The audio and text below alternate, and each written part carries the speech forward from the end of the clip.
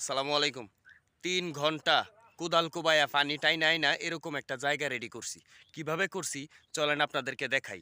এটা মূলত বুরো ধানের বীজ রোপণ করমু। চলেন আমার সাথে থাকেন। আমি কৃষক মানুষ, আমার এই কাজগুলা একটু দেখেন। ধানগুলা মূলত ফালাইমু মিয়ার বিল নামের একটা বিলে। এখানে আপনারা দেখতে পাইতেছেন ইতিমধ্যে আমি বিলে চলে আসছি। এই বিলটার মধ্যে এই বর্ষার সিজনে অনেক পানি থাকে এবং অনেক মাছ থাকে।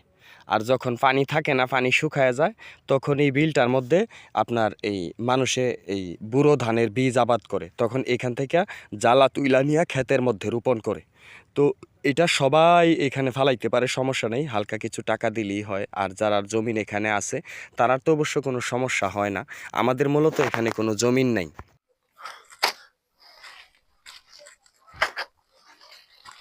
এই যে দেখতে পাইতেছেন জায়গাটা, এদিকে বিষাত এদিকে বিষাত। এই জায়গাটুকুর মধ্যে এক বস্তা বলতে 10 কেজি বুড়ো ধানের বীজ আমি রোপণ করব। আমি কিভাবে এবং কেমনে রোপণ করি এটা আপনাদেরকে দেখাবো। আপনারা যারা নতুন মানুষ, নতুন কৃষি উদ্যোক্তা, কৃষি কাজ করবেন, এই বিষয়ে বুঝতেছেন না, কাউরে জিজ্ঞাসা করতেই শরম পান, আমার এই ভিডিওটা খেয়াল করবেন, অবশ্যই একটা উপকারে আসবে। আপনারা দেখতে থাকেন আর আমি গাম মরতে চাই।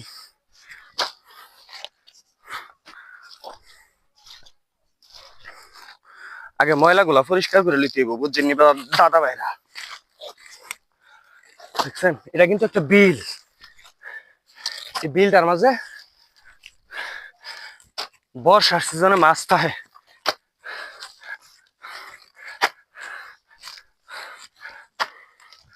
আর এরম দিন আইলে শুকায় যায়।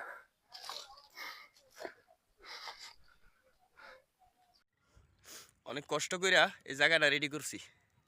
অনেক কষ্ট হয়েছে ভাই, সকাল থেকে 3 ঘন্টা একলা একলা এই মই টানা বলেন, কুদাল কুবানি বলেন, সব কিছু একলা একলা করা লাগছে।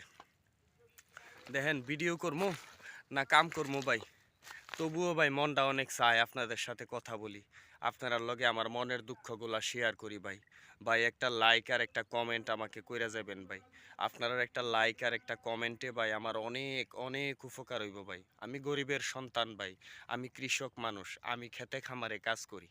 আপনার একটা লাইকে আমার অনেকটা উপকার হইব ভাই। ভাই একটা লাইক আর একটা কমেন্ট কইরা যাবেন ভাই।